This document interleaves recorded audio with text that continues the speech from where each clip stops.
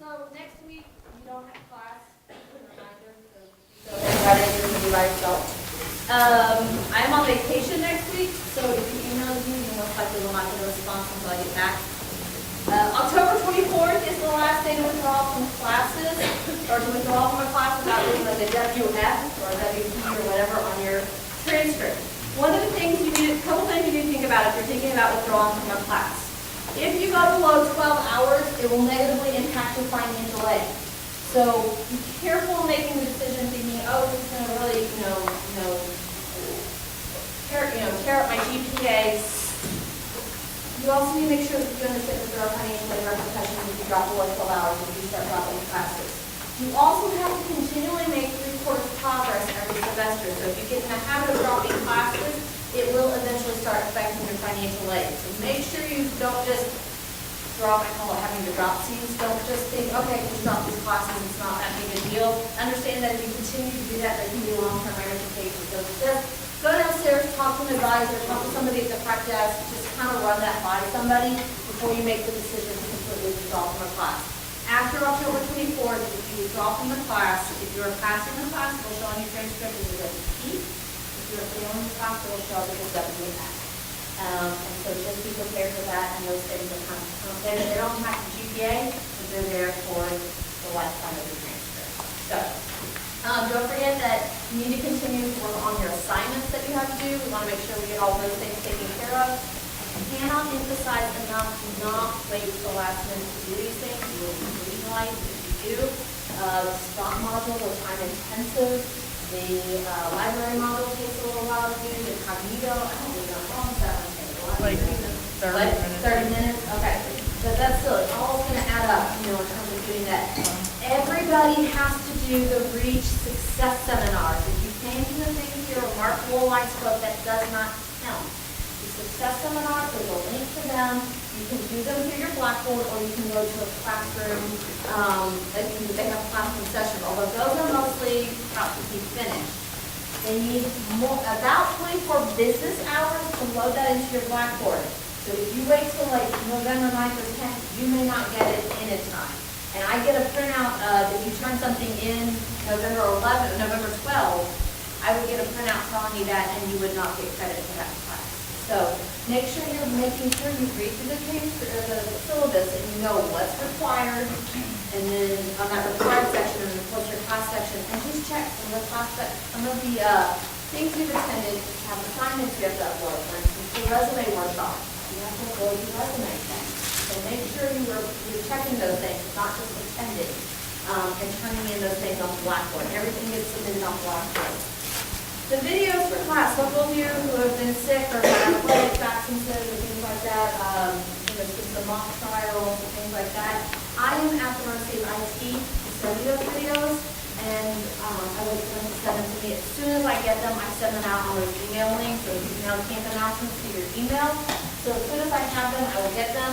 I will tell you, if I don't get it today, you will not get last week's until after I get back from my vacation, and most likely you will not get today until after I get back from my vacation.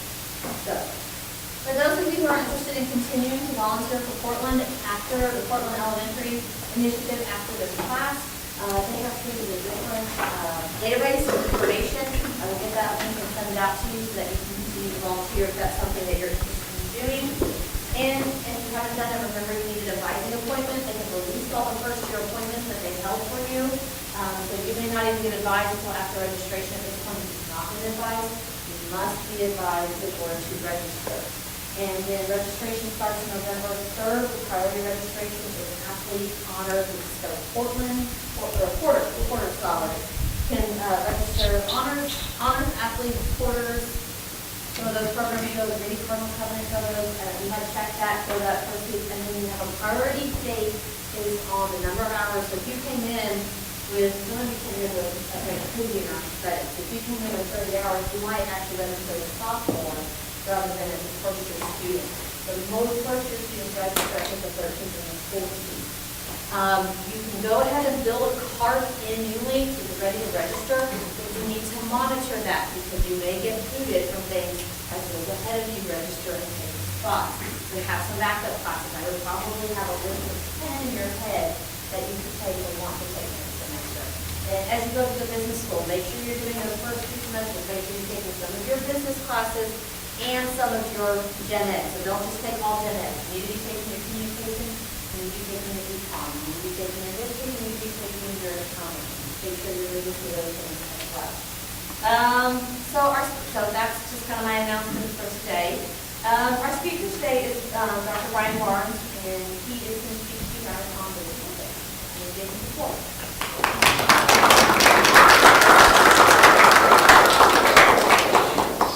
All right, so good morning to all of you. Nice to see you here today.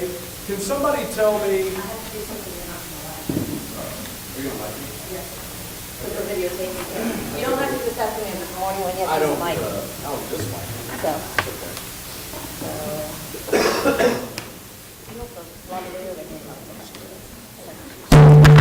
Sorry about that. Thank you. There we go, it's on. Okay. There we go. Pull in.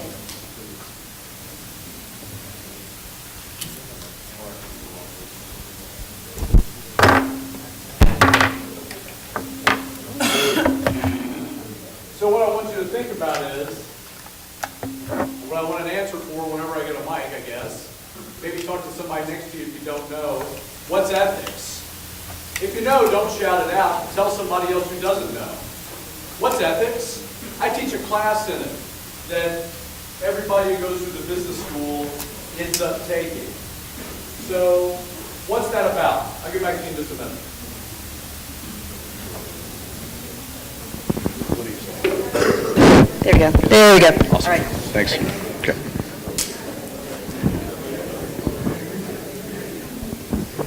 Who knows what ethics is? Okay, go ahead, sir. What is it? A system of morals. Okay, I'll go with that. When you say a system of morals, can you give me a little bit more? I don't know if I understand what that means. Just basically what your moral standards are and how that applies just to your life in general. I like it. Yeah, I think that's great. So, what your moral standards are and how they apply to your life in general. Right on. Anybody feel like to add something? Go ahead. Personal set of values and morals behavior in your personal and professional life. Okay, so that's pretty detailed. Thanks for that. Go ahead. It's like an unspoken, undocumented code of conduct in a sense. And it is this thing that a lot of people like just generally do, and they know that they're supposed to do, but they can go unspoken. As opposed to what would be maybe an example of something that was more formal, as you think? Like a specific set of rules and regulations, like like a specific code of conduct. Okay, cool. All right, thanks for that. That's great. I think we're covering a lot. Anybody have more they'd like to add? Ethics. Ethics end up being a big deal. If you pay attention to the news at all, a lot of people who are involved in business end up having problems with this moral compass. And so we have a class, business ethics. You're going to discuss business ethics in lots of classes, okay, in little bits. But what we're concerned with in the business ethics class is how you think about these problems. What's the right way to think about ethics in business? In my class, I'm not the only business ethics professor, but I do teach it every semester. In my class, we have a central question that we're operating off of. And I'd like to get your initial responses to this central question. If you could write it down maybe, or type it into your phone, or whatever it is that you have available. I'd like for you to consider this maybe for a minute or something, and then talk about it with some others. So the central question that I'm concerned with, that I would ultimately want everyone to reflect on at different points in the course, is when is it acceptable to profit from harming others? When is it acceptable to profit from harming others? It's a question that we don't really think much about. ethics is a required component is that the ethics of business are a separate study from the finance, from management, from supply chain, whatever else you might have. It's a different study. And when we go through school, we don't spend a lot of time thinking about this. The problem is, as a couple of people alluded to in their responses, the problem is that if we get the ethics wrong, harms occur. So one of the things we have to ask ourselves is, when is it acceptable to have a good business outcome, profit, that comes at the cost of some harm? You have to define what harm means there. You have to think about where you want to draw a line. Right? For some people, maybe all harms are going to be just fine in pursuit of profit. For other people, the temptation will be to say that no harms are really acceptable. Again, we're not talking about formal regulations. We're talking about a guideline. How do you think you should be thinking about this question? You don't have to have an answer necessarily, but what are some good ways to think about it in your view? I want you to take a minute and see where your thinking takes you on this question. When is it acceptable to profit from harm to others in business? Right? Think about it by yourself for just a minute. I'll put a timer up here, and then everybody get with at least one other person and talk about what you think is the best way to think through this question. Then I'm going to talk a little bit. I want to hear what some of you have to say, and then after we go through some of that, I'm going to talk about what some of the ways are that we approach it in the class. Right? Some of you might have some ways of doing it that we just don't really get to in the class. So that'll be interesting to see. So take a minute, okay? See where your thinking takes you on this question. When is it acceptable to profit from harm to others?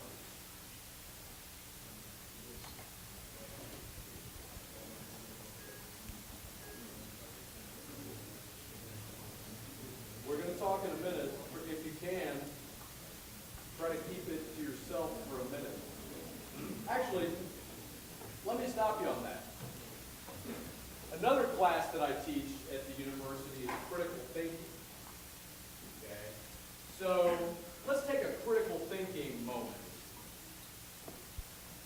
There are all kinds of ways to learn. And all of us privilege some ways of learning over others. Okay? So some of us, in order to learn, we like to talk. I think I'm one of those people. If I'm working something out, I want to get with somebody else and tell them about what I think about. Some people like to write. Some people like to write it out. Who in here is like that? Who likes to write solutions to your problems when you're working through them? Not too many, but a few, right?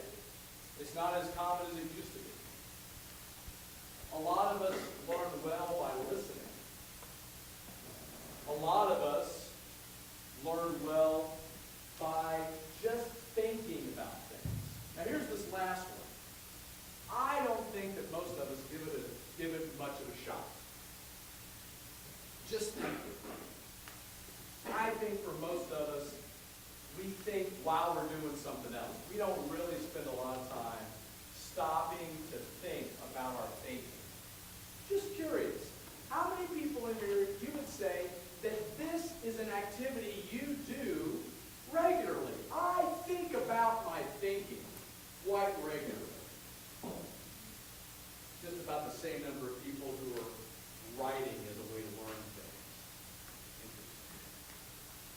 So, let's practice that for a moment. But I've got a better one. We're going to do two different practice things to help us get a handle on thinking about our own thinking. The first thing we're going to do is see if we can just do it without any thinking focus at all. How many people in here have done any meditation? Anybody done any of this? All right. So here's an idea.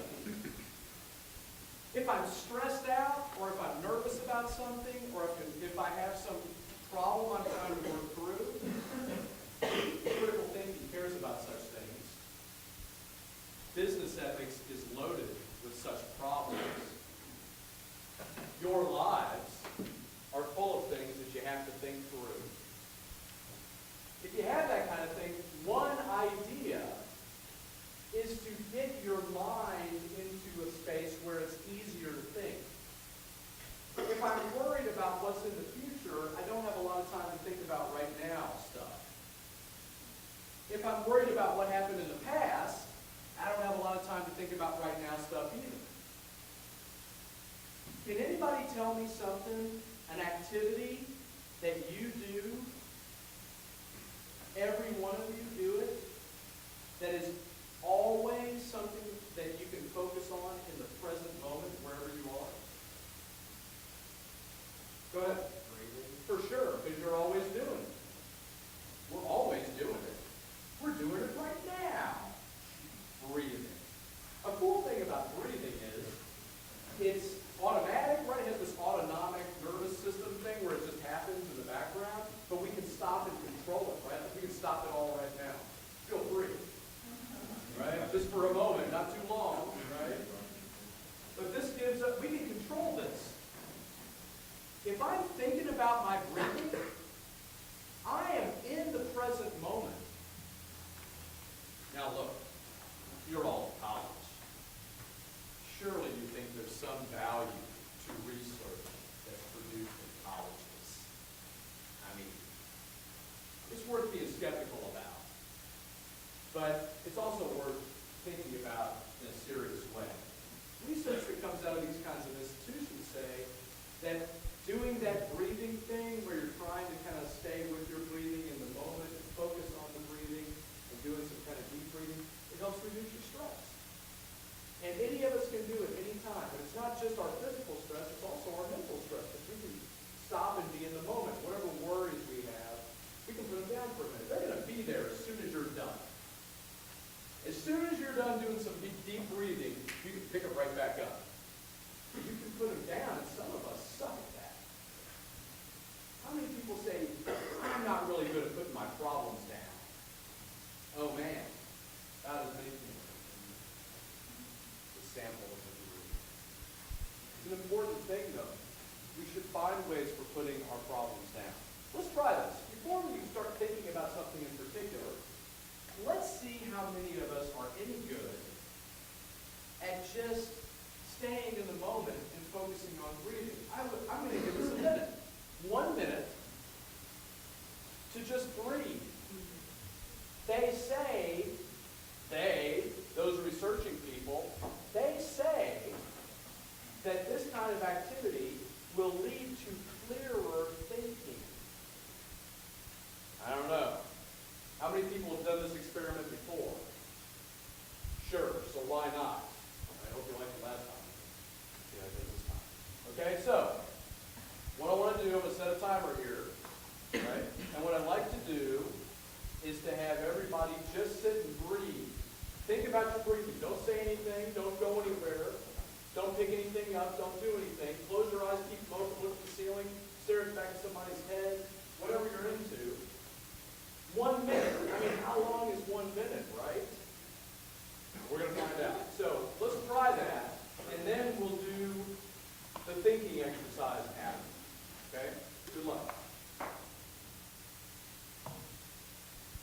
going to do it too. I need a minute of deep breathing.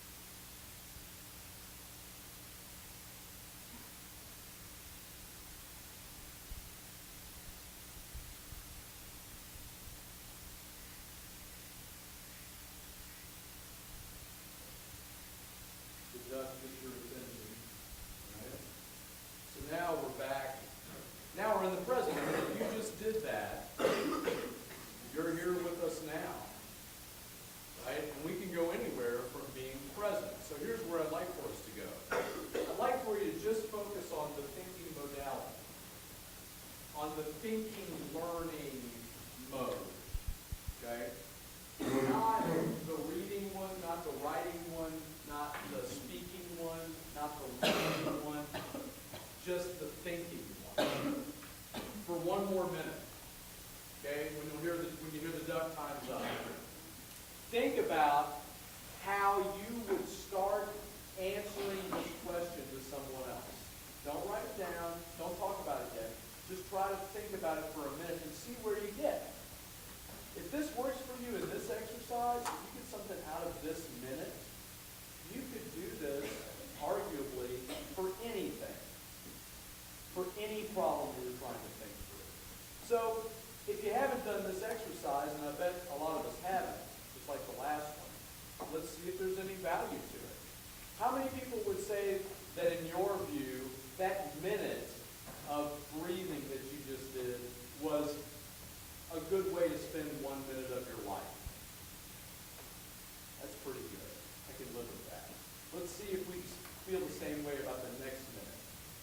Just think. How do you start talking about this question? How do you start an answer? When is it acceptable to profit from harming others?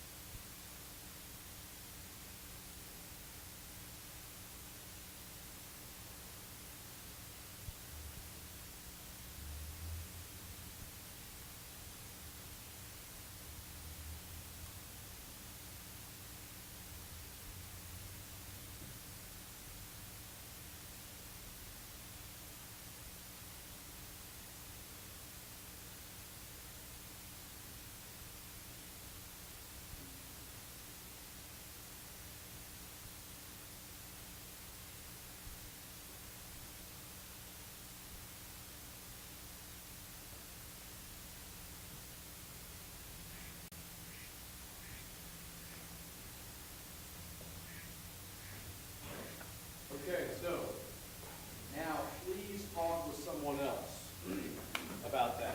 I'll tell you when to stop. Share your answers, ask questions about other people's answers, please.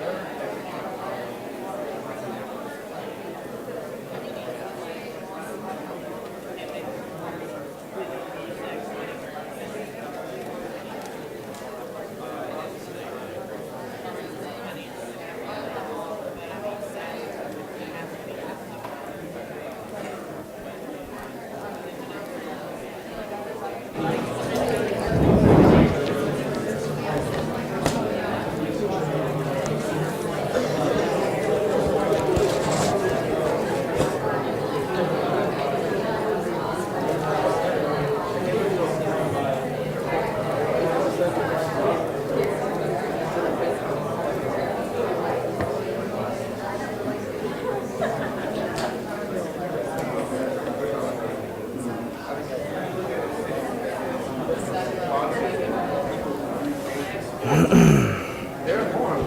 If they're getting the thing, know that there's a good chance that they will receive is worth making somebody else and all their fans happy. Because the harm that they're getting is worth it. They feel it's the harm that will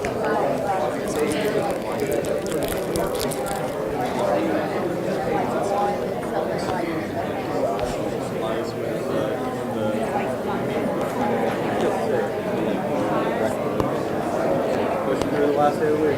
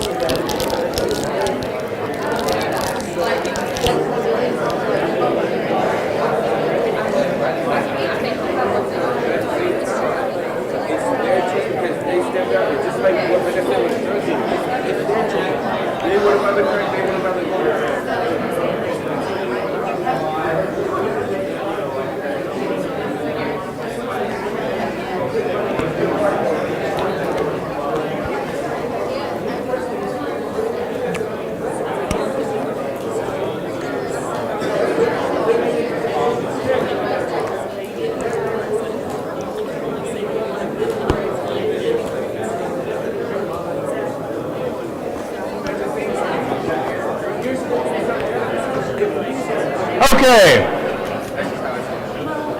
Sorry if I've got more mic than I did before. Who has an answer? Okay, I'll take you, sir, in the second row. Well, I feel like profit doesn't always have to be about money. It can also be about popularity gains, fame, honor.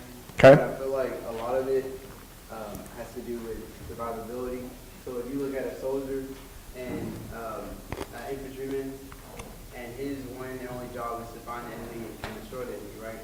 So if they don't perform well by harming someone else, then they don't have that honor of wearing the uniform. You know what I mean? So. I think that while I appreciate where you're going, I don't feel like you're making a business example, right? And I think that, so I teach a bunch of ethics classes, right? And so the kind of thing that you're thinking about right now, I think is very appropriate. But I do want to stick with the thread of kind of, business right now, if you get where I'm going. So no disrespect at all. I love the thinking, but I just want to stick with business for now. So thanks for offering that one. Okay, let's see. Go ahead. So I was kind of thinking about like this physical harm and like emotional and mental harm like carry the same weight. What do you think? I really don't know. I was kind of thinking of like funeral homes. Okay. How they kind of, at their core they kind of profit off of grief, where you need to buy a big casket and buy flowers and rent out the home and hold the body. Okay. And then like, I feel like that's a little bit of a gray area in terms of like profiting from harming other people, and it is an emotional harm, not like a physical like put people in danger harm. So are you saying like, let me see if I've got you right. An example of this would be, grandma dies, I have to do a funeral. The funeral director says, we have this casket that's $6,000. And grandma would have wanted it.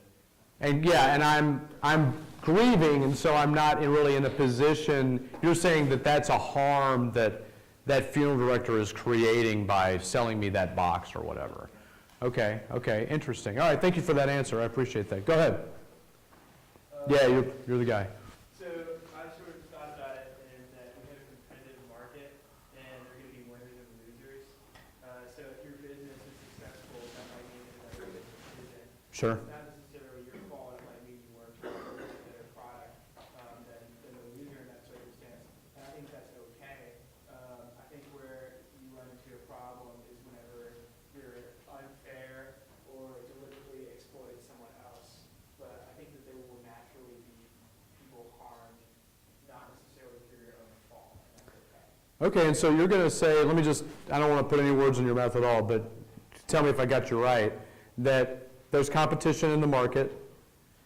I guess you're saying that people enter the market freely and compete freely, right?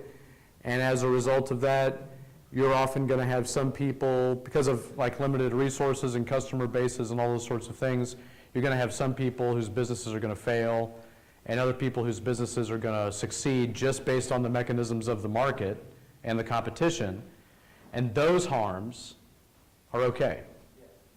What if those harms are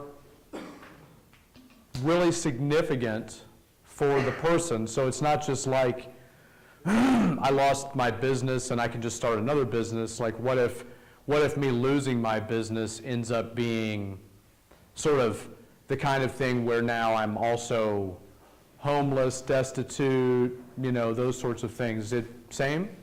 Well, if I'm the winner there, I have the good product that people want to buy. I wasn't out trying to make that guy homeless. That's just kind of a result of what happened. If I maybe found a way to steal his plans or something like that, or get into marketing or something like that, and where I was actually exploiting him and his knowledge, then yes, that would definitely be a serious ethics violation. But just in a completely fair competition, I have a better product. I'm not out to harm him. It just kind of happens.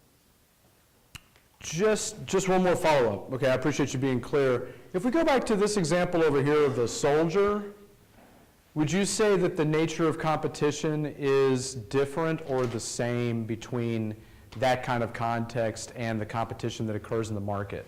Slightly different, because in the case of the soldier, like your objective is to destroy the enemy. In business, your objective is not necessarily to destroy all competition, it's just Okay, but I mean, but, they're not necessarily Yeah. the same. but if you were to follow the rules of the market as they were set out and destroy the competition, that would be exactly what you're supposed to do, right? I think that might be a little bit of a stretch. Well, now hold on. I mean, if we look at our serious exemplars, it's kind of from the last century anyway in the United States. I mean, you know, Walmart, as Sam Walton, you know, ran it. McDonald's, as Ray Kroc ran it. I mean, I think there are examples of really hard-nosed business that ends up crushing the competition in a lot of cases. I mean, puts serious companies that are also competing hard under, people get out of work. I mean, there are material harms that occur. I just want to clarify, because I think that's what you're saying, is that those harms, if we want to call them that might come from just me losing in the market, those are acceptable as long as all the rules of the game are followed. And still, I think the benefits of your success maybe outweigh the harms caused to other people, because you can't have an economy where there's no one harmed, otherwise there's no winners, and with no winners, there's no need for anyone. Okay, so we have to have harms. Yes. Okay, thank you for all that. Yeah, go ahead. We had just put it in the sense as sometimes it's the people themselves that want to harm themselves, and they want basically. In business, I want to harm myself? Well, as in the person receiving the product. I'm a customer and I want to harm myself. It depends, because it's just like a situation with like McDonald's or something like that. Okay? A customer, they know that some of the food is unhealthy.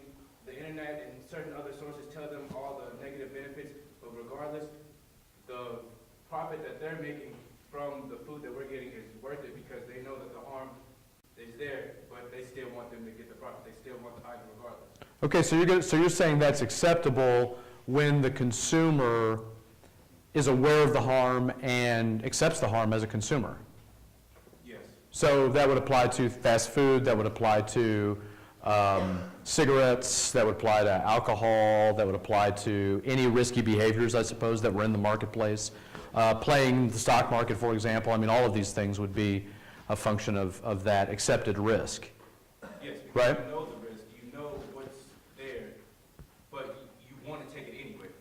Would you say, I'm not going to ask you this, I'm going to ask you this, just a show of hands, how many people would say, just based on your hunch or your experience or whatever, there is correct and adequate information about, example we're using, McDonald's food, on the internet, freely available for people to access so that we can get the information we actually need to make a choice about whether or not we should put this in our bodies? How many people would say, yeah, that's there? Okay, how many people would say, no, I don't think that's really there? Why do you say no, either of you? I didn't mean to create a fight. Go ahead. I guess I would just say, like for us, it would be very easy for us. I would say maybe as like college students or as more privileged people, because we go to college, like we have access to these things. Okay. But there are some people maybe in like other countries, you don't just think the U.S., you think like in India, they don't have set like government, like we have government regulations that says like we have to know how many calories are in these things, but there's other countries that don't have those things. But people could go to the internet, I think. Well, yeah, and they could, but also then again, like, do those countries know that we have those things? I see. Okay, so you think that even though it's there, the information's there, you think there might be an access problem? Right, there could be an access problem. Okay. Okay, all right, thanks for that. Go ahead. I was going to say, in like maybe a slightly different way, compared to some other countries, like say European countries, for example, Okay. America's FDA regulations are really loose. Yep, for sure. And some people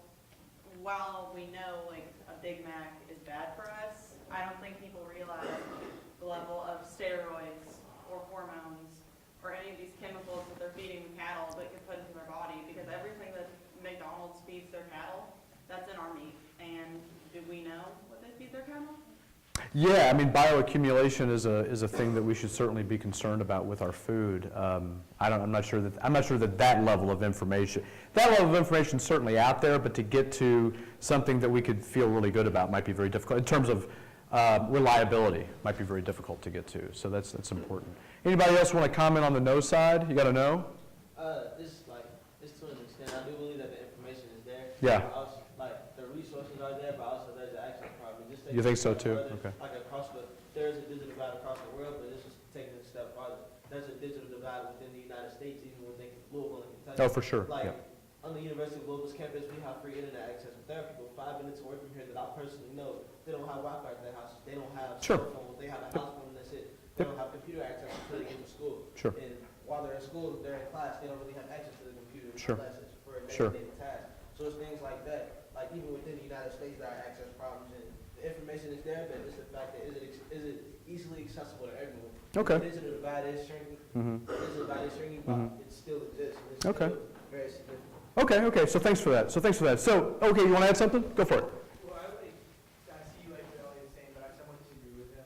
Like, for example, I know. In terms of the access issue? Okay, go ahead. I think that the vast majority of people do have access to internet information if they want it. You can go to any library and get it here.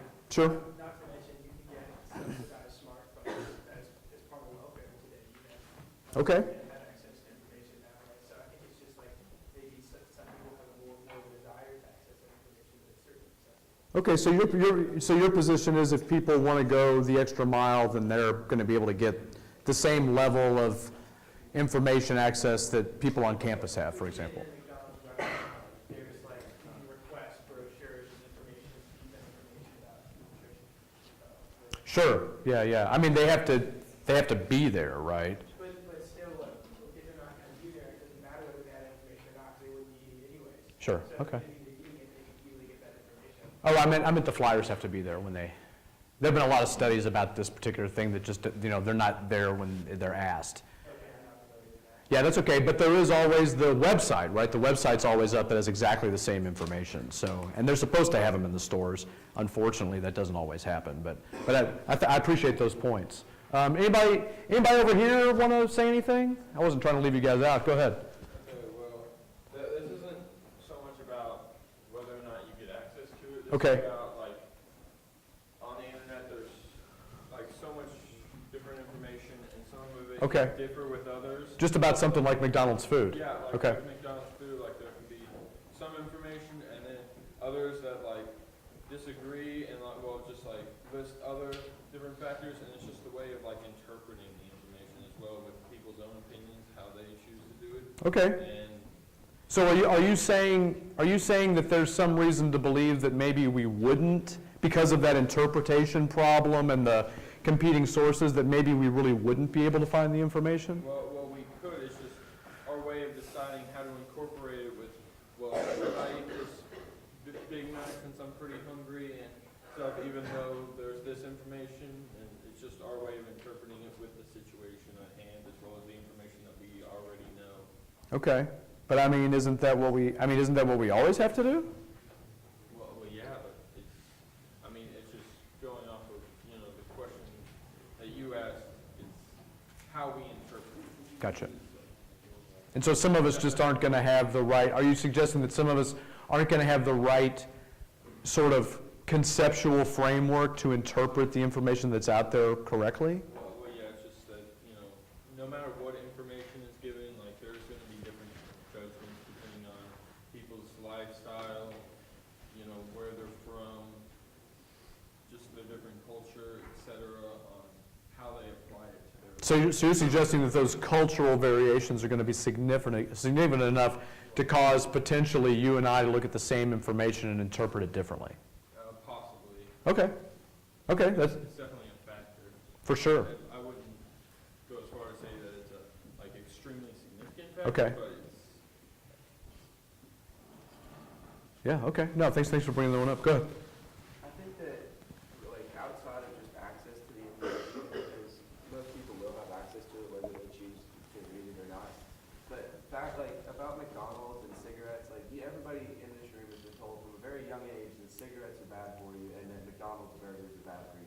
Okay. And when you choose to, like, you know, when you choose to go get a Big Mac, like, you already know in your head, this is bad for me, and you're just kind of assuming the risk. Like, Okay. I want to ask you one follow-up question, and then we're going to get back to the main thread of what we're doing here. I appreciate everybody engaging in this particular side conversation, but I just want to ask, if I grow up in an environment where the actions of those around me don't match the rhetoric, you know, so everybody says cigarettes are bad while they smoke, you know, don't you smoke, you know, kind of thing, right? You know, these are really bad for us, we shouldn't eat them all the time, but it's very clear that, you know, the car is full of McDonald's bags because we eat it all the time, right? Does that create any dissonance when it comes to me making those choices now that maybe I'm not living in that environment or something? I get to college and I can make my own decisions as an adult. Is there any reason that I would go with the message that was spoken as opposed to the message that was acted out? I mean, why would I privilege one over the other? I mean, I don't think it really, I mean, I definitely think that would have an effect on the way you look at things, if people are kind of setting double standards, but Okay. I also think that, you know, in the back of your head, well, this is actually pretty happen. Maybe so. I mean, I would just point out that McDonald's continues to thrive, you know? I mean, 2 drive-throughs at the one right here going all the time, foot traffic, you know, it's bananas. I mean, despite all this, right? I would just point out that if you have stock in cigarettes, you're making money still, despite regulation, despite all of the litigation and all of the knowledge, right? And if we look at a map of smoking deaths, smoking-related deaths in the United States, we are the one. If you grew up in this environment, you have received mixed messages about smoking like no one else in the country receives mixed messages about smoking, right, because of these things. Worth thinking about. But I definitely appreciate you bringing that up. I just think it's a complicated problem, right? Thank you very much for that. Okay, all right, so I want to get back to the main thread. Yeah. You okay? That's what I wanted to answer. All right, go ahead, go ahead. I just wanted to say that I don't like, with the harm question, when is it acceptable to profit from harming others? Yeah. I understand the fact that there will always be some type of harm caused to somebody by any decision made, but at the same time, you should accept that harm. When you realize that you're harming someone, I don't think it's ever acceptable in a sense. Even though it will be there, you should always work to overcome that.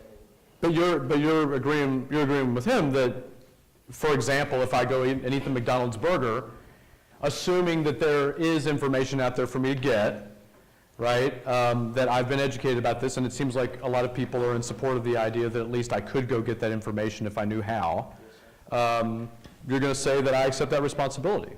I do say that you accept the responsibility, but at the same time, I don't, like me personally, I wouldn't sell McDonald's food because I know the harm that I'm causing to people. I've seen it firsthand. So at the same time, like your goal shouldn't be to make money by harming others. Like your goal shouldn't be to harm others and make profit because of that. Like I don't think that that's what's acceptable. Like McDonald's and things like that. You know that your food is unhealthy. You're aware of it, that you cook your food completely unnatural. But at the same time, you still sell that food. Things like that. That's what I think is unintelligible. I think you should go in somewhere with the right intent. When you realize that you're causing harm, you should always try to build upon that. And there will always be problems, but there's no way to progress until you try to address issues and things like that. I would just point out to you that the Fortune 500 is littered with harms. Nothing succeeds like success. If we're talking about business ethics, we have to contend with that, right? When somebody walks in the room and they seem to have whatever we're looking for, that could be false in any venue, business as well, and a lot of times that leads to profit, right? So I'm just not sure, while I hear you, I'm just not sure we can know these things all the time, right? But thank you for putting forth the point of view. I mean, it's very powerful. All right, back to you then, please. I'll get you guys. Go ahead. Kind of buttering what he said. If you think about it, everything that is sold as a product in general will cause some type of harm. Yeah? And you just have to look at it as, is the consumer going to realize the harm that it provides, and are they going to increase the harm by increasingly buying the product, or are they just going to accept it all the way? Like, as like with cell phones and small stuff like that. Cell phones, they create radiation, and you know, cell phones have led to women having breast cancer because of the radiation that it gives off. Okay. People know this. People realize that that's a risk. Okay. But regardless, you're not going to just stop calling people. You're not going to just stop texting people because you know the risk. It's what the risk you know and how you go about it. Like with knowing the risk of eating too much McDonald's, well, eating McDonald's in general, you wouldn't just keep eating it when you know the risk of it. You would just know the risk, you maintain it, and then you like base your like what you're going to do upon that. Okay, thank you for that. I'm going to move to the other side of the room. I'll come back to you. You all have been very active, but let me get this for. Go ahead. Although I agree that harming might not be the best thing, or like selling McDonald's might not be ethical. Everybody's gaining when a transaction is. Everybody's gaining? Everyone's gaining. The Okay. person who bought the McDonald's bought the food. The person who McDonald's employees get paid. Yeah. I mean, if a crack addict buys crack, he's getting his fix, and the drug dealer's getting his money. Okay. I just think everybody's gaining. Oh yeah, no, okay. I mean, I'm with you. I'm with you from a straight economic point of view. But let me just inject just a small dose of ethics in here for a minute. If it's the case that I gain just because I engage in a transaction, isn't it also the case that sometimes I end up on the downside of the transaction? I mean, I got taken advantage of here. I mean, couldn't that be happening with McDonald's food? Couldn't it be that the food is so bad for you and that's been so, I don't know, whatever, concealed, discussed, whatever. I mean, who knows why? But let's just say the stuff really is awfully bad for you, and when I pay $1 at McDonald's, hypothetically, I'm just making this up, right? Hypothetically, I lose a year off my life, right? Let's just say. It's so tasty, but it's so bad, right, that's what it translates into, okay? If people still do that, I mean, do you still say that everybody wins? I mean, I think I'm doing a good thing by eating the McDonald's, but in fact, maybe I'm not. So what do you say? I just don't think it should be the fault of the company or the person who's profiting more that the person was taking advantage, well, not necessarily taking advantage of, but might have... Got the downside of the transaction. Okay. All right, thanks for answering that. All right, go for it. I absolutely agree with what he's saying. Yeah? I really don't think that it's the responsibility of a corporation like McDonald's to make their food healthier for the consumer. I mean, they like, I know we've said this, but they know the risk. And if you're not going to open McDonald's because it's morally wrong, there's a million other people that will open that McDonald's and make that profit regardless. Because it's, like you said, McDonald's and these big Fortune 500 companies aren't going to go away.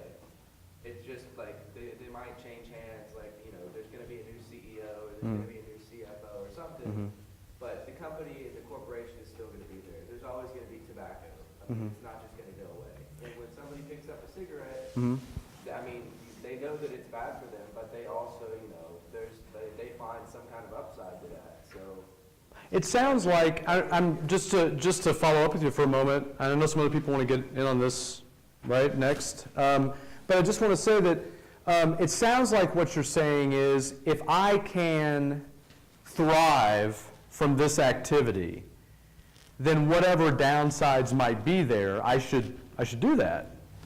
Okay, as long as it's not personal. So like you're not setting out, your end goal is not, okay, well, I want to screw him over and him over and him over. Okay, hold on. So let me give you just a thought string for a second and tell me if you think this doesn't qualify as personal. I know the product that I'm selling is going to lead to an unhealthier you. I know that for sure, because I know what's in my product, right? And I know that this actually negatively contributes to human health, this product, whatever it is. It doesn't even have to be something you eat, but it's known, right? If I do that and sell that to you for you to use, and maybe, you think that that's not as big of a risk as it actually is, but I mean, I know the real risk. I'm not doing anything personal. I still say no. Yeah? You're the supply, like, it's not your fault for making. Is everything a drug deal? I mean, I'm saying there's a supply and demand in the market. But that's it, supply and demand, that's it, right? I mean, there's no, I say drug deal because that's what, I mean, we take all the regulatory framework out and we just supply and demand. So I mean, that's it? If they want it, they're gonna go Okay. find some place that has it, whether you sell it to them or not. If you're not gonna give it to them, somebody else will. If you go to a gas station and they Sure. don't have the cigarettes that this person needs, they're Sure. not gonna, like, they're gonna go to a different gas station. If there's nowhere in this town for me to buy a legal abortion, I'll go get one in a back alley. Is that I'm identical? not saying you're gonna go in the back alley, I'm just saying. But if there's no market, if there's no legal market available, I'll go somewhere, right? I mean, it's a service. Yeah, it does, doesn't it? Yeah. It will take a turn. All right, so completely undermined you. But this is, we're just playing a game. So let's move around with some more people real quick. Go ahead. I just want to say, like, it depends on how much responsibility you take for somebody else's actions. Like, if you're saying, like, I'm not going to provide this because somebody else is going to make a bad decision, then you're saying you're in charge of the decisions and you're in charge, like, you're making yourself, it's like megalomania, like, whatever they choose. Government regulation is megalomania? Like, whatever, like, I'm in charge of what they're doing, so it's all on me. Like, that's not how it's supposed to be. It's all individuals, at least in our country. It's all individual in your decisions. And So hold on. I'm trying to follow you here. Are you saying that all products and services should be offered in the market because ultimately it's up to the individual to decide if it's good for them or not? basically, Hold on. yeah. Is that that's right? Okay. Okay. So there should be. There should be a good education for each thing that's made, each thing that's in the market, but everybody gets to make their own decision on whether or not they interact with that. Would you say there's enough education and information now that any of us in this room could go into really any consumer situation and we would stand a really good chance of being educated going into that situation? If you're trying hard enough and you're actually looking for the information.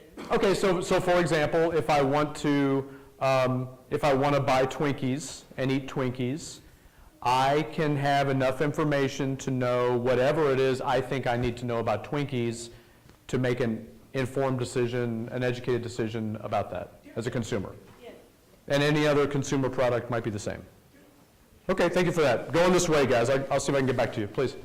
I think there can always be more information that can be provided, but as long as the consumer rationalizes their choice of consuming that product, then who's to tell the company that they have to stop producing that or that they need to provide more information or anything like that? Okay, and let me, I don't mean to cut you off, but let me just hit that point. I do mean to cut you off, but it's because it doesn't want to talk about this point. So you would say tobacco litigation was completely unnecessary, right? I mean, as long as There are warnings on every pack of cigarettes. When the lawsuits were filed by the U.S. government, there were already warning labels, people are aware of that, but as long as they rationalize their choice in their head and they know that the effects of their choice and they're okay with those, then who's to tell them that they have to stop or that they need to be better or healthier and not harm the people? Okay, when so- they've rationalized that choice in their head. Okay, so you would say that in terms of markets, governments should play no role in protecting citizens in markets. It should just really be the service providers or the product providers should offer these things, should put out some, I suppose, educational material of whatever type about this, and then it should just be between the merchant and the consumer. Well, I think it's good that the government can provide information about products, like tobacco and the warning labels on it, but if consumers are okay with it and they're still gonna consume tobacco, then that's their choice. And if they're okay with that, knowing the harm that comes from tobacco, then whatever, Okay, thanks for that. All right, I appreciate that. Go ahead. And a lot of people bash McDonald's for being unhealthy, and it is the consumer's choice to buy that product. However, it's also a case of McDonald's being cheaper than most healthy foods. So let's say that you left your wallet at home and you only have less than $5 on you. You can't really get a healthy meal for less than $5 at most restaurants, unless you go to an unhealthy place such as McDonald's. Okay.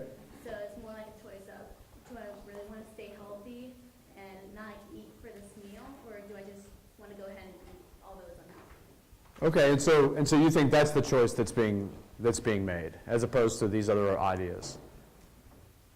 Sometimes you.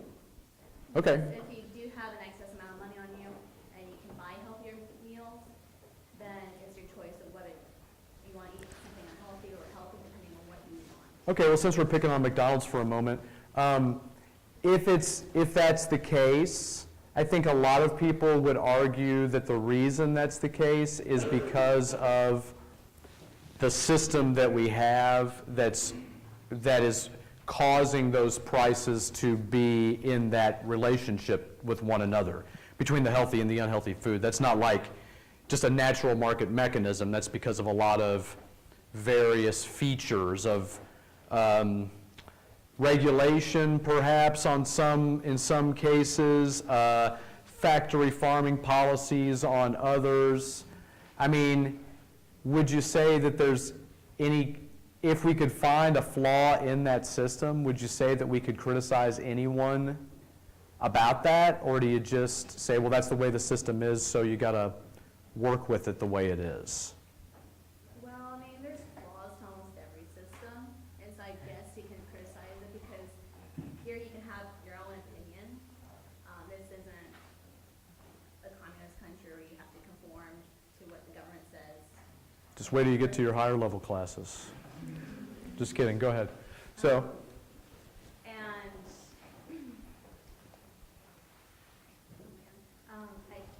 you don't have to conform, you can have your own opinion.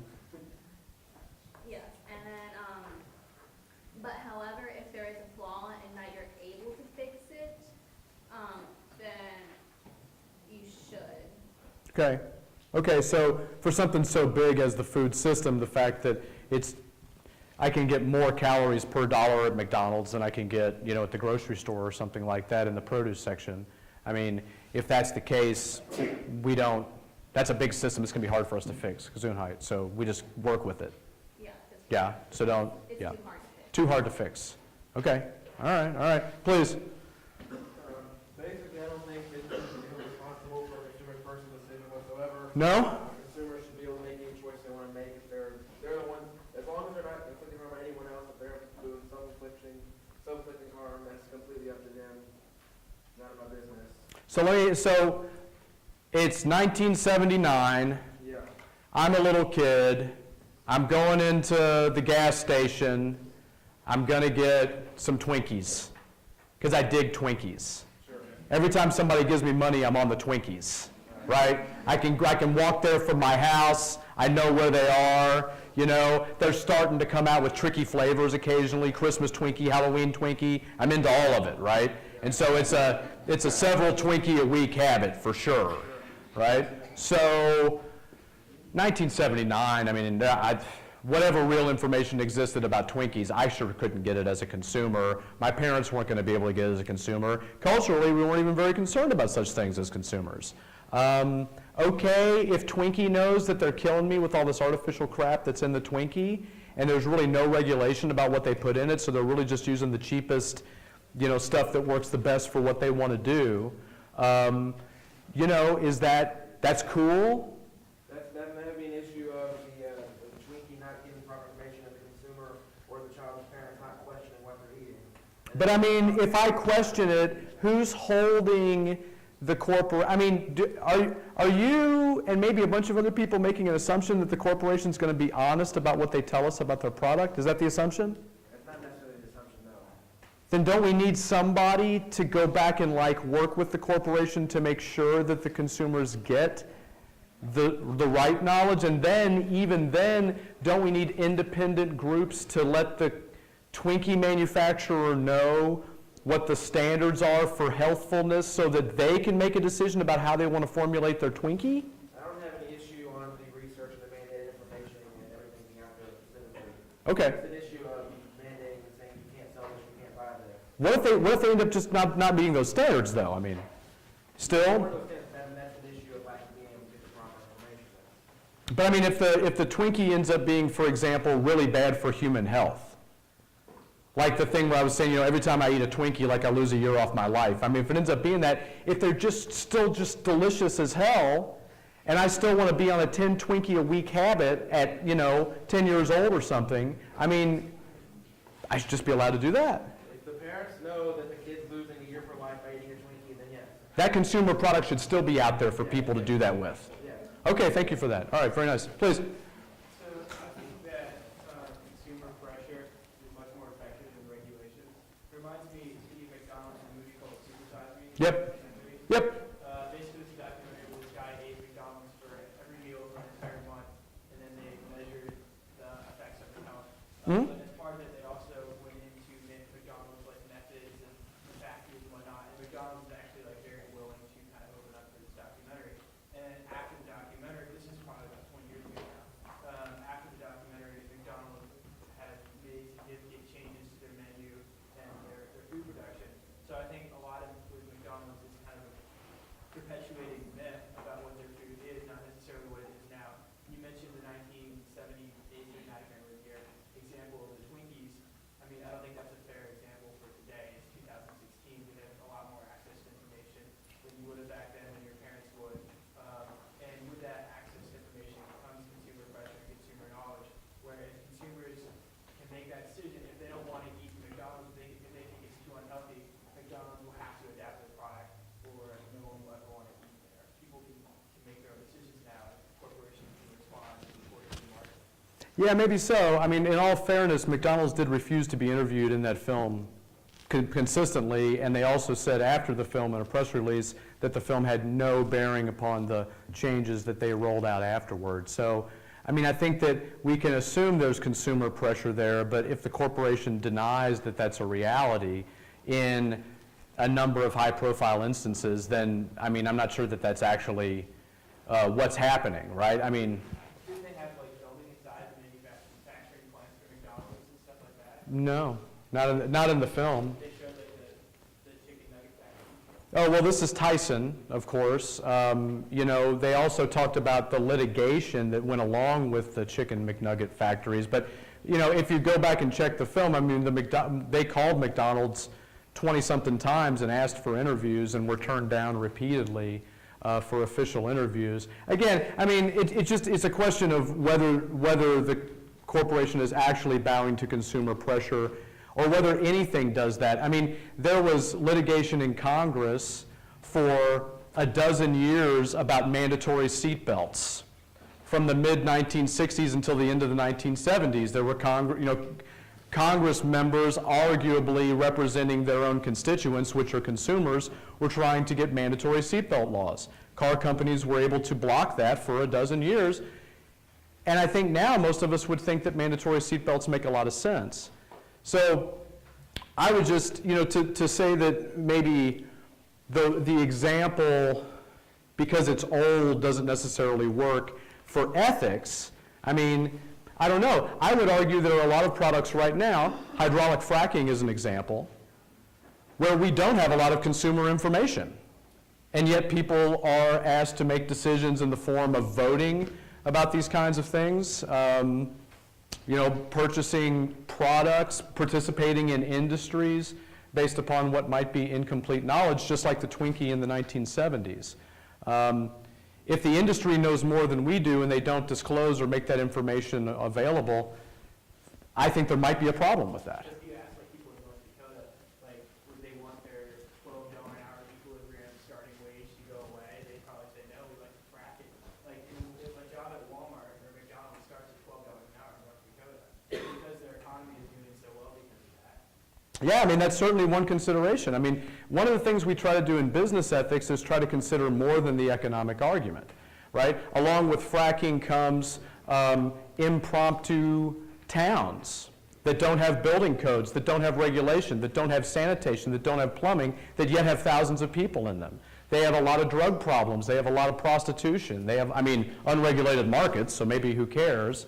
But the point is these create problems with order in the society to the extent that those things are desirable, right? There's also the pollution issue with fracking, and there's the fact that the fracking companies are not required by law to disclose any of their fracking chemicals, right? So, I mean, it's sort of difficult to know what the harms are, even if I live in the middle of it. I mean, there are a whole lot of people in Rubbertown, if you're familiar with that part of Louisville, who've been exposed to carcinogens over decades because the full knowledge about those carcinogens weren't disclosed to the public, at the time when they were being manufactured in the companies right next to where they lived.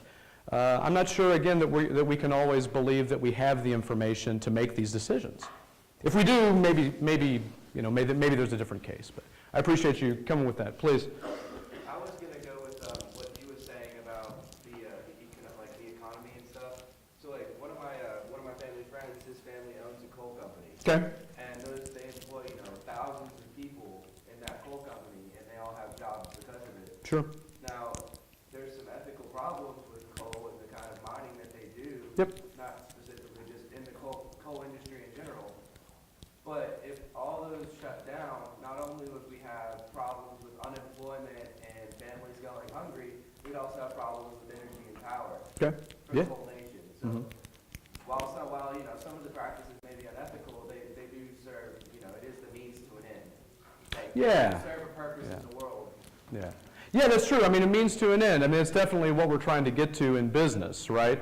The question is, what are the implications of some of the means that we're using, and what are the implications of the ends that we're getting to? My point was, I don't think that it's really as simple as, well, this practice is bad, stop it because it's hurting. So, Well, we don't necessarily. There's more far-reaching, there's more far-reaching outcomes and implications in all these decisions that can be made. It's not really as simple as McDonald's is bad, shut down McDonald's, because not only are they producing hamburgers for and food, but they employ, I don't even know how many hundreds of thousands of people. Sure. I would point out that I haven't called for the shutting down of McDonald's. No, I understand that. But wait. So I think, we're just right at the end here, so let me just make this point. I think what's really important in ethics is that what we're doing is talking about the way things should be. So if we think that there's a problem with McDonald's, with Twinkies, with cigarettes, with fracking, with whatever, if we will label it as such, here's a problematic behavior. We might call that bad, and we might have evidence to indicate why we think it's bad.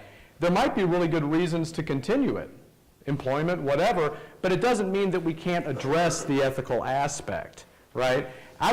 From my point of view, even labeling something as bad doesn't necessarily mean we ought not do it.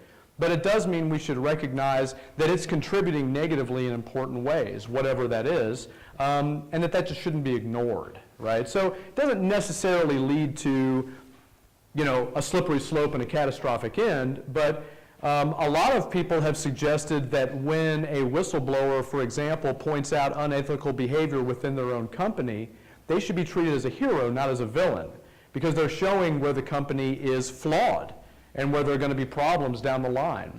And arguably, that's something that ethics can do for us. Aren't there laws for those, like the whistleblower, like you can't get fired? Super weak in the United States. No, the laws are very, very weak. There are some instances where whistleblowers do well, but the overwhelming majority will find that it's probably difficult to justify that decision from a purely economic point of view. So, yeah, thanks for that. All right, just a couple of folks left, and then we're out of time. Go ahead. All right, so you said from these fracking towns, Yeah. unregulated buildings, such, why would that be the default of the company rather than like a default of a government official who's supposed to be regulating building codes and such?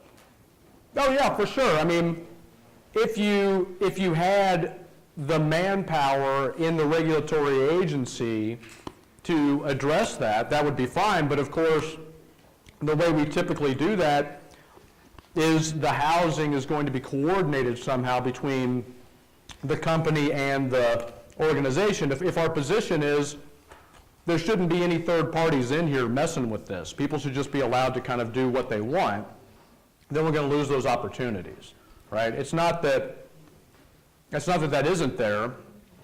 It's that right now there's no effort to make any cooperative enforcement, working with the groups and the corporation to create stable housing, right? That's not the goal. The goal is to make as much profit as possible and get out as quickly as possible in most cases. So just, I mean, this is just a place where maybe the regulation is getting in the way of the profit, and so it's not desired. But it does lead to problems, right? Buildings fall down on people, stuff like that. So that's just my concern there. All right, please, you've been very patient. I was just gonna say, like, a lot of the things that people are saying, it takes into account that like opportunities and resources are the same, but like, I like from personal experience there, like where I grew up, we didn't have, like, I didn't have access to healthy food, with, like, down the street McDonald's, like, McDonald's, a little bit around the corner, it was like corner stores and liquor stores and things like that. Sure. If I wanted a healthy option, I had to go super far out. Mhm. And Right. I was grateful that I had the opportunity to do that because my family wasn't economically restricted. Like, but at the same time, there are people in that neighborhood where they don't have cars. Even if they have cars, they have to watch their money because they have low incomes. They have to watch gas mileage Sure. and things like that. Sure. So like they don't have the access to go far out and get healthy options. So Right. McDonald's is literally their only option of food. Corner Right. stores are literally their only option for snacks. So Right. like, sometimes they have to go to get those cookies. They don't have the option to go get like Right. Nature Valley granola bars and things like that. They don't have those options, and I think that's a big factor also. Yeah, for sure. I mean, the phenomenon that you're describing is typically referred to as the food desert, right? There's a lot of literature about this. We certainly have food deserts in Louisville. It's an important concern, so thank you for bringing that up. All right, last one. I just want to, like, respond to him about Yeah. that. Since we're talking about, like, ethics of companies and making their decisions, it's not the company's, it's not the company's fault that there's nothing there for them. It's it's our country's fault, and it's the consumers in that region. Like, yeah, they have their limitations, but a certain amount of demand will bring in something else. Okay, thank you for that. And thanks, everybody, for the good conversation, the really good comments. Let me just say, in class, this is the kind of thing that we're aiming for. We want to deal with these kinds of problems, but we're going to learn different points of view about how to talk about these different kinds of problems. So I look forward to seeing some of you there. Thanks a lot. You